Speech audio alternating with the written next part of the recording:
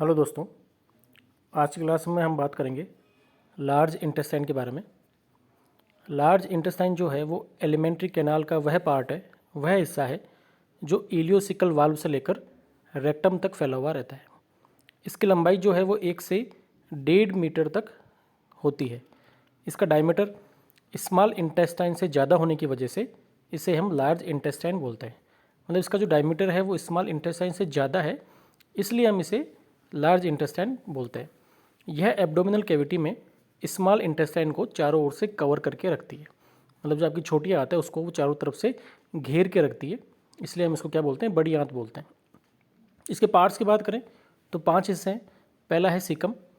यह large intestine का सबसे पहला वाला हिस्सा है जो इलियोसिकल वाल्व से लेकर असेंडिंग कॉलन तक फैला हुआ रहता है। सीकम की लंबाई जो है वो 6 सेंटीमीटर और इसका डायमीटर जो है वो 9 सेंटीमीटर होता है। सीकम का first part close and last part ascending colon से जुड़ा हुआ रहता है। सीकम के क्लोज एंड वाले पार्ट की साइड में एक छोटा छिद्र पाया जाता है और उस छिद्र से एक 13 सेंटीमीटर लंबी ट्यूब जुड़ी हुई रहती है जिसे हम अपेंडिक्स कहते हैं। मतलब अपेंडिक्स जो है आपकी वो सीकम से जुड़ी हुई रहती है, जो कि लगभग 13 सेंटीमीटर लंबी ट्यूब जैसी स्ट्रक्चर होती है। दूसरा जो इसका पार्ट है वो है असेंडिंग कॉलन। लार्ज इंटेस्टाइन का यह पार्ट सीकम से लेकर ट्रांसवर्स कॉलन तक फैला हुआ रहता है। इसकी लंबाई जो है वो 8 इंच और डायमीटर जो है वो 2.5 इंच यानी कि 2.5 इंच का होता है। तीसरा जो इसका पार्ट है इंपॉर्टेंट, वो है ट्रांसवर्स कॉलन। ट्रांसवर्स कॉलन जो है लार्ज इंटेस्टाइन का वह हिस्सा है जो कि असेंडिंग कॉलन से लेकर डिसेंडिंग कॉलन तक फैला हुआ रहता है।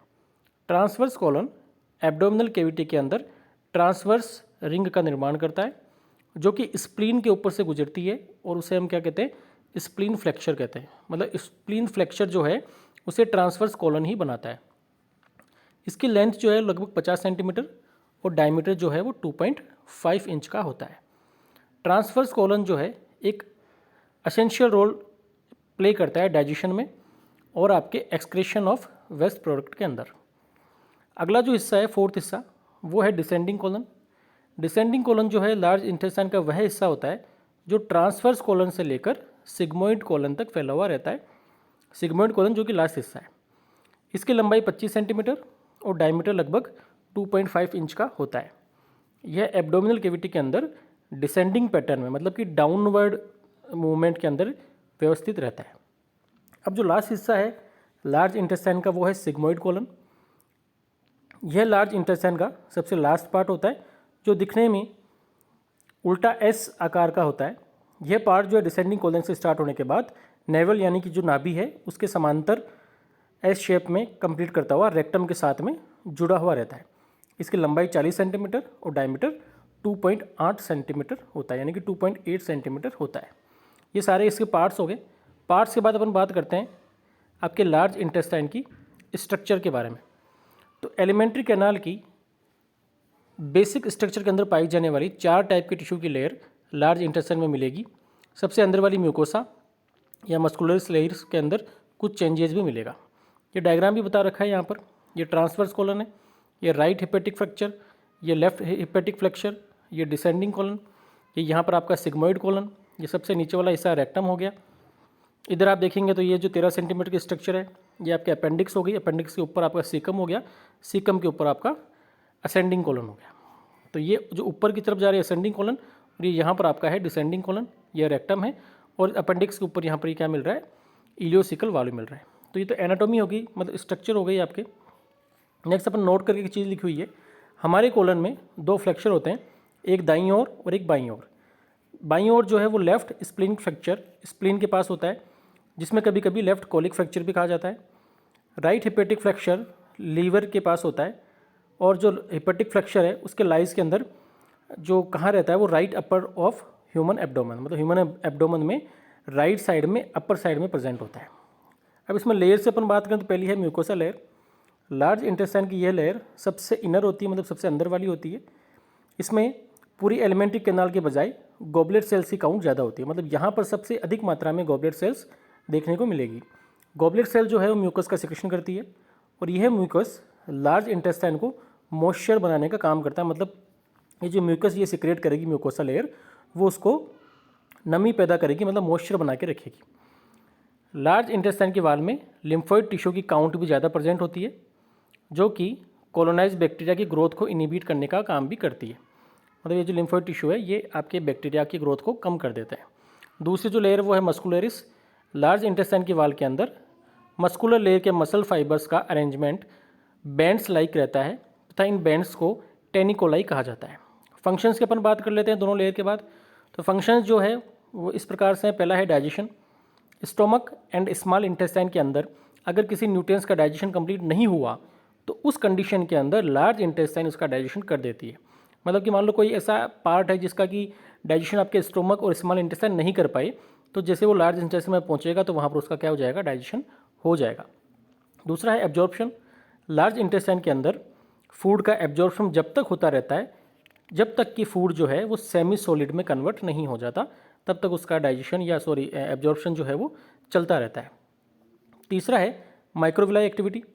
फूड को सड़ाने व गलाने के लिए कोलन में प्रेजेंट कोलोनाइज्ड बैक्टीरिया या ई कोलाई अपने टॉक्सिसिटी प्रोड्यूस करते हैं, जिसको कि माइक्रोविलाई एक्टिविटी कहा जाता है। मतलब कि वो उसको बिल्कुल डिस्ट्रॉय करने में या सड़ाने गलाने में काम आते हैं। अगला है एलिमिनेशन। लार्ज इंटेस्टाइन के अंदर प्रेजेंट फूड पार्टिकल्स को मास मूवमेंट के द्वारा रेक्टल कैविटी में पहुंचाना और वहां से स्टूल के रूप में वेस्ट को बॉडी के द्वारा एलिमिनेट करना क्या कहलाएगा, एलिमिनेशन। मतलब जो वेस्ट मटेरियल है वो जो एलिमिनेशन होगा उसका बॉडी से बाहर निकलेगा तो वो एलिमिनेशन कहलाएगा। और ये भी काम आपका, ये काम करने में भी आपका लार्ज इंटेस्टाइन क्या करती है, हेल्प करती है। इसके बाद आप देखिए कुछ क्वाड्रेंट्स बता रखे हैं, जो कि एब्डोमेन में कुछ जो क्वाड्रेंट्स होते हैं वो कौन कौन से होते हैं। बेसिकली 4 है।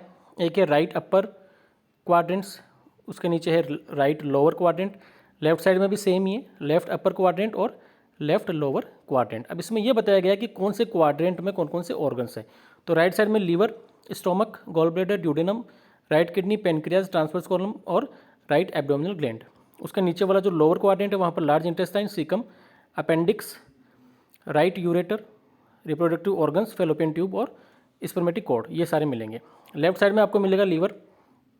लेफ्ट जो अपर क्वाड्रेंट है वहाँ पर liver, adrenal gland, stomach, left kidney, pancreas, spleen, transverse colon और स्मॉल इंटेस्टाइन का कुछ हिस्सा मिलेगा। और नीचे की तरफ वापस आपको small intestine, large intestine, left वाला यूरेटर, रिप्रोडक्टिव ऑर्गन जैसे कि fallopian tube, ovary, spermatic cord और सिग्मोइड कोलन, ये सारे के सारे आपको इन क्वाड्रेंट्स के अंदर देखने को मिलेंगे। अगला आपका जो इसमें हिस्सा आता है वो आता है रेक्टम। रेक्टम जो है ये लार्ज इंटेस्टाइन का एक ही पार्ट होता है जो सिग्मोइड कोलन से लेकर एनएस तक फैला हुआ रहता है। मतलब सिग्मोइड कोलन से लेकर एनएस तक जो स्ट्रक्चर है वो क्या कहलाएगी, रेक्टम कहलाएगी। इसको रेक्टल कैविटी के नाम से जाना जाता है क्योंकि ये कोलन का डायलेटेड पार्ट होता है। रेक्टल कैविटी की लेंथ 12 से 13 सेंटीमीटर होती है। रेक्टल कैविटी की स्ट्रक्चर बेसिक एलिमेंट्री कैनाल के स्ट्रक्चर के समान ही होती है, परंतु इसकी वाल के अंदर सिक्रेटरी सेल्स नहीं पाई जाती, मतलब गॉबलेट सेल्स यहाँ पर नहीं होती है। और लास्ट जो आपका हिस्सा है वो है एनस। एनस जो है ये कोलन और एलिमेंट्री कैनाल का लास्ट ऑर्गन है। इस एनल कैनाल भी कहा जाता है और इसकी जो लेंथ है 3.5 से 4 सेंटीमीटर होती है। इसकी स्ट्रक्चर में 2 प्रकार के स्फिंक्टर होते हैं, एक होता है इंटरनल, एक होता है एक्सटर्नल। इंटरनल जो है ये स्फिंक्टर स्मूथ मसल्स और फाइबर्स का बना हुआ होता है और ये जो है आपके इनवॉलेंट्री होता है, मतलब कि कंट्रोल में नहीं होता है। दूसरा जो एक्सटर्नल स्फिंक्टर ये है मसल फाइबर्स का बना हुआ होता है और इसका कंट्रोल भी वॉलेंट्री होता है, मतलब कि इसको हम कंट्रोल कर सकते हैं। तो ये आपका लार्ज इंटेस्टाइन हो गया। इसके बाद अपने एसेसरी ऑर्गन्स आएंगे जो कि सहायक ऑर्गन्स है आपके डाइजेस्टिव सिस्टम के अंदर, जैसे पेनक्रियाज है, गाल ब्लैडर, स्प्लीन है, वो सारे आएंगे। तो आज की क्लासेज में हमने पढ़ा है आपका लार्ज इंटेस्टाइन, रेक्टम और एनस।